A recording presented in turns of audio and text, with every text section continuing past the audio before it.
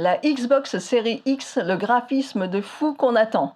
12 teraflops, ray tracing, mais qu'est-ce que ça veut bien dire tout ça?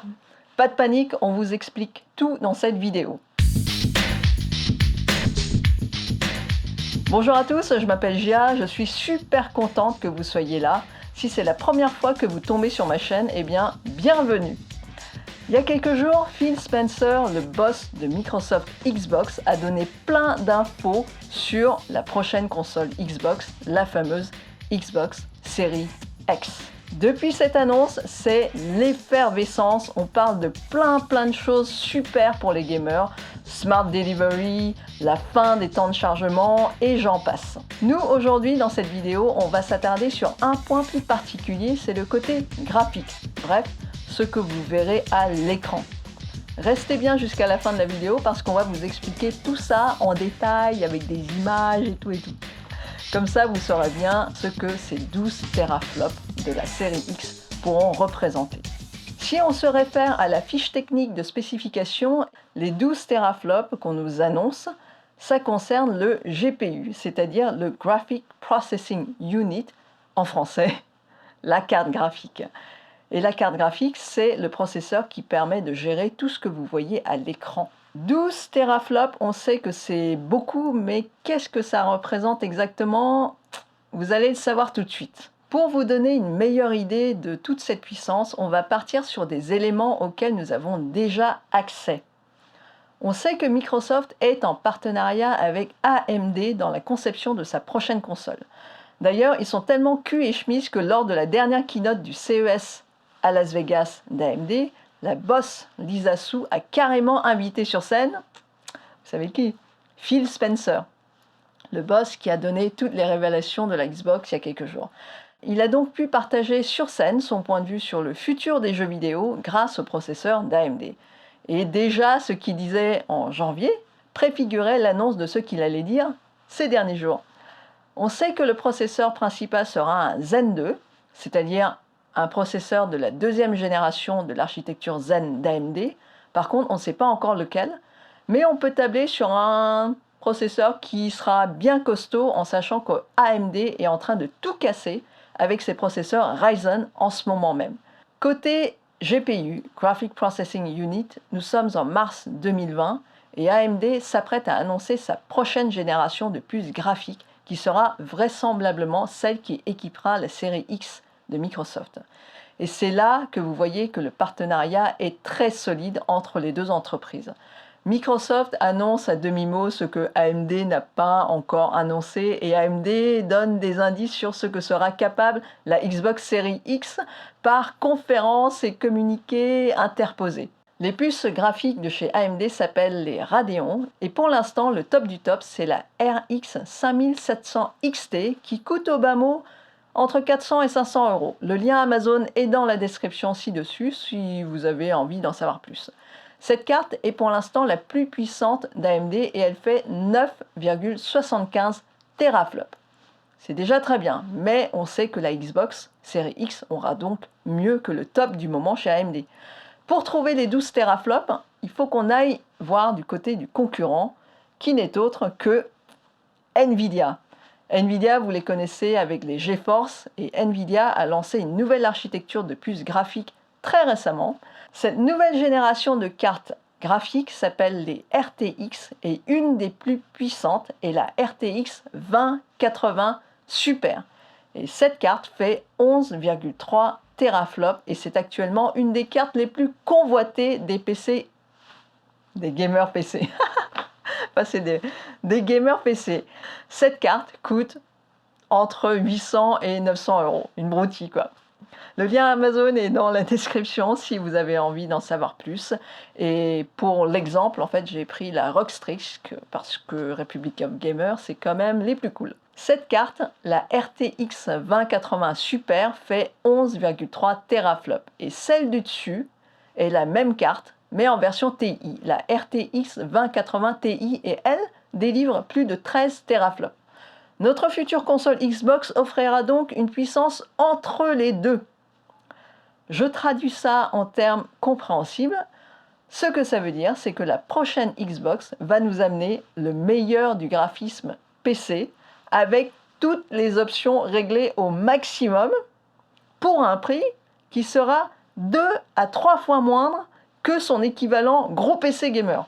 On est en train de spéculer sur un prix de la console entre 400 et 600 euros, mais sachez déjà que même dans la fourchette haute, la Xbox Series X sera une affaire au vu des composants annoncés.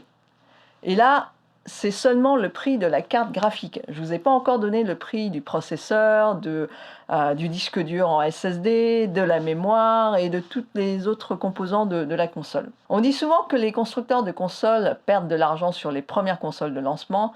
Bah là, ça saute aux yeux et c'est difficile de contester, il suffit de calculer. Et là, vous allez me dire, ouais, de toute façon, je n'ai pas besoin d'un truc aussi délirant. J'aurais pas payé de toute façon pour tout ça, et à quoi ça va me servir tous ces flops, quoi. Bon, faut savoir une chose, c'est que la conception d'une console est assez compliquée parce qu'elle est censée durer pour plusieurs années. Vu que vous n'êtes pas censé la changer tous les 2 ans, comme votre smartphone, ou la faire évoluer régulièrement comme votre ordinateur, votre PC, ces consoles peuvent durer pour la plupart 10 ans. Ça a été le cas pour la PlayStation 3, ce sera le cas pour la PlayStation 4 probablement. C'est pour ça qu'il faut concevoir une console très puissante dès le départ. Le mot magique de cette annonce, c'est Ray Tracing. Non, ce n'est pas le nom d'un jeu de course. C'est le nom d'une technique de rendu 3D qui existe depuis bien des années. Et ça permet de représenter la lumière, les ombres et les reflets de façon réaliste. Vous en avez vu, ça c'est sûr et certain, au cinéma, dans les effets spéciaux, dans les gros films d'action avec des explosions. Les films d'animation de Pixar utilisent beaucoup cette technique, comme Cars ou encore Ratatouille, avec la gestion des reflets des carrosseries. Une autre application très courante du ray tracing, c'est les campagnes de pub. Je vous préviens tout de suite, je vais casser quelques rêves là. La plupart des images que vous voyez dans les pubs sont des rendus 3D, pas des vraies photos. C'est fait et arrangé avec des modèles 3D, puis généré de façon numérique, parce que c'est plus propre, parce qu'on peut en contrôler le rendu, et surtout parce qu'on peut le faire avant que le produit ne soit fait et fabriqué. Les exemples les plus flagrants, eh bien, c'est les pubs de smartphones. Vous voyez les belles vidéos pendant les conférences de presse de Apple pour les iPhones ou pour les Samsung Galaxy. Eh bien, vous voyez ces images-là, ce ne sont pas des vrais téléphones qui flottent magiquement dans l'air, ce sont des rendus 3D. Enfin, c'est aussi un outil pour les designers industriels pour voir le résultat à l'écran de façon réaliste avant de passer à la production. Ça évite de se planter lamentablement sur certaines mesures, par exemple, avant de faire un prototype en physique. Là, ce que vous voyez, c'est un prototype de la Renault Dacia qui est fait sur un logiciel de Dassault Systèmes qui s'appelle Katia. Ça permet aux designers de pouvoir concevoir l'ensemble, donc la carrosserie, mais aussi les intérieurs, et voir si tout s'emboîte comme il faut. Est-ce que le résultat correspond aux attentes? Je sais ça parce que justement, j'ai été designer avant et je me suis occupée de générer des rendus 3D de produits sur lesquels je travaillais en tant que designer. Voilà. C'est un truc auquel j'ai touché, expérimenté, c'est pour ça que je trouve intéressant de partager avec vous cette expérience. Dans les jeux, on va voir ce que ça donne, le ray tracing grâce aux démos montrées par Nvidia lors des derniers salons Computex à Taïwan et au CES de Las Vegas. Ce sont des animations faites par Nvidia pour montrer les capacités des puces RTX, donc le concurrent d'AMD. Regardez bien les reflets sur ces images. Regardez bien les ombres qui sont formées. C'est ce qui fait le réalisme d'une image. On est au-delà de la texture des objets en tant que tels. On parle là de la gestion de la lumière qui réfléchit sur les différents types de surfaces. Regardez comme la lumière et le reflet changent selon la texture. Et c'est super beau. Je trouve ça magnifique. Et tenez-vous bien, tout ce qui est montré là dans ces démos est calculé en temps réel.